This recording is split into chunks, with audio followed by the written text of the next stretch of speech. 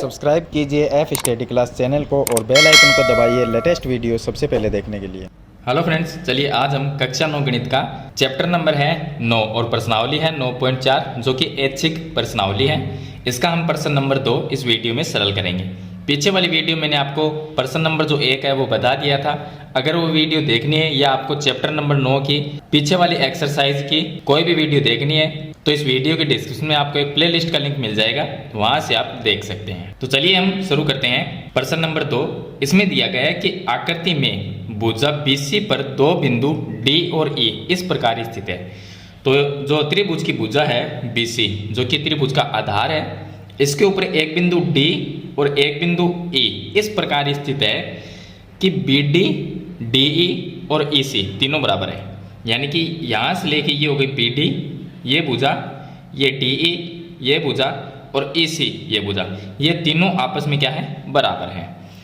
दर्शाइए कि ABD का क्षेत्रफल, तो देखिए ये हो गया ABD, इसका क्षेत्रफल, इस त्रिभुज का क्षेत्रफल बराबर होगा ADE, तो ADE ये बीच वाले त्रिभुज का क्षेत्रफल और बराबर होगा लास्ट वाले त्रिभुज के क्षेत्रफल। यानी कि 1, 2, 3 इन तीनों त्रिभुज का, जो इसके अंदर 3 त्रिभुज बन रहे हैं, इन तीनों का क्षेत्रफल हमें बराबर सिद्ध करना है। तो सबसे पहले हमें दिया गया है कि यहाँ पर BD जो है वो DE के बराबर है और DE है वो EC के बराबर है, यानी कि ये तीनों आपस में बराबर हैं। तो मैं यही लिख देता हूँ कि हमें दिया है BD बराबर DE बराबर EC। ये जो प्रश्न है वो काफ़ी इजी प्रश्न है और मैं आपको पूरा सिंपल तरीके से बताने की कोशिश करूँगा। यहाँ पर हमें दिया गया है कि ये तीन भुजाएं बराबर है BD, DE और EC, ये हमें प्रश्न में दिया गया है। इन तीन त्रिभुज का क्षेत्रफल हमें बराबर सिद्ध करना है। तो इसके लिए हम क्या करेंगे, देखिए सबसे पहले यहाँ पर हम एक त्रिभुज लेंगे ABE, ये त्रिभुज लेंगे ABE, ये त्रिभुज लिया हमने। मैं इसकी आकृति अलग से बना देता हूँ। तो एक त्रिभुज हम लेंगे, इसमें से इस तरह का त्रिभुज लेंगे जिसका नाम होगा ABE, ये त्रिभुज लेंगे और यहाँ पर बिंदु है इसमें D, तो ये इसके बराबर है।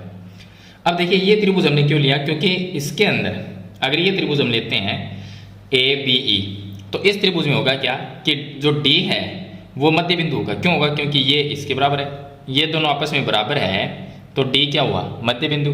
और मध्य बिंदु को हमने शीर्ष से मिला दिया, यानी A से D को हमने मिला दिया और D है मध्य बिंदु, तो AD क्या हो गई, एक माध्यिका। और माध्यिका जो होती है किसी भी त्रिभुज की, ये माध्यिका है AD, तो ये क्या करेगी, ABE इस पूरे त्रिभुज को दो बराबर भागों में बांट देती है, तो दोनों का क्षेत्रफल भी बराबर होगा। तो सबसे पहले हम लिखेंगे यहाँ पर उत्पत्ति में, इसके अंदर सबसे पहले हम लिखेंगे, हमने जो त्रिभुज लिया है ABE, तो हम लिखेंगे त्रिभुज ABE में, इस त्रिभुज के अंदर BD है वो DE के बराबर है।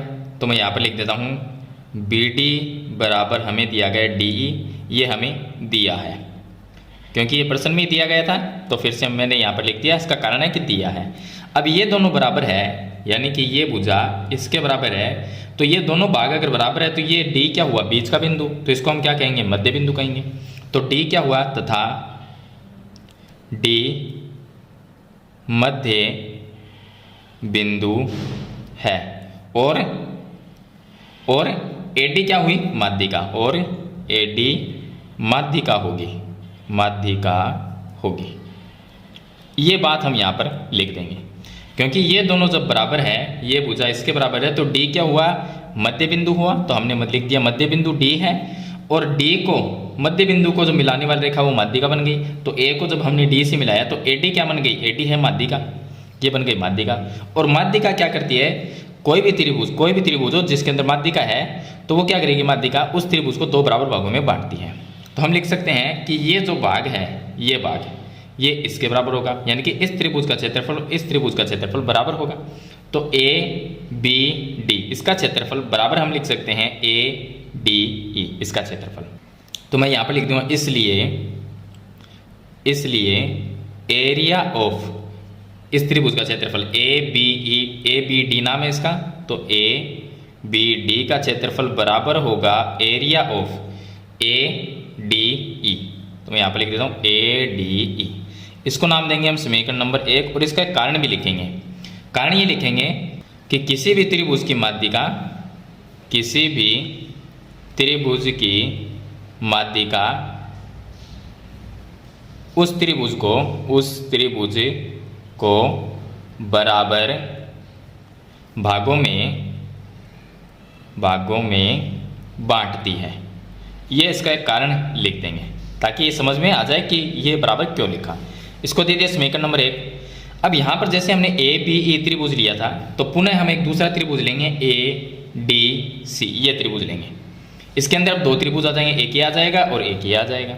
तो ए डी सी, तो मैं यहाँ पर लिख देता हूँ पुनः त्रिभुज ए डी सी में। अब इस त्रिभुज के अंदर देखिए जो हमने लिया है ए डी सी, इसके अंदर ये जो भाग है डी ई, ये ई सी के बराबर है क्योंकि हमें प्रश्न में दिया गया है। यहाँ पर देखिए मैं यहाँ पर दिखा दूँ, डी ई है वो ई सी के बराबर है, तो ये दोनों भाग बराबर है। तो मैं यहाँ पर लिख देता हूँ कि डी ई है वो बराबर है ई सी के, जो कि हमें दिया है। अब ये दोनों भाग बराबर है, इसका मतलब देखिए ये भाग इसके बराबर, तो ए क्या हुआ मध्य बिंदु, तो ई मध्य बिंदु होगा, ई होगा मध्य बिंदु।